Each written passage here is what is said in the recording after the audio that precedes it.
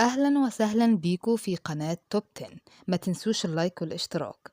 الفيديو النهاردة بيتكلم عن أغلى 10 مباني في العالم، وده بسبب تكلفتها العالية جدا. رقم واحد أبراج البيت أو برج ساعة مكة المكرمة، وهو مجمع ناطحات سحاب ضخمة جدا بتطل على المسجد الحرام، ويبلغ ارتفاع المبنى 601 متر، ويضم 4 ساعات على كل وجه واحدة، وهي الأكبر في العالم. وذكر تقرير لشبكة CNN إن في سنة 2013 المشروع كلف حوالي 15 مليار دولار أمريكي. يعرف بوقف الملك عبد العزيز، وأخذ فترة البناء 5 سنين، وتم اختيار شركة بن لادن السعودية لتنفيذ المشروع.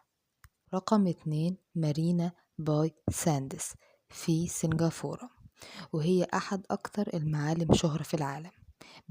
بيتألف المبنى من 3 أبراج فندقية،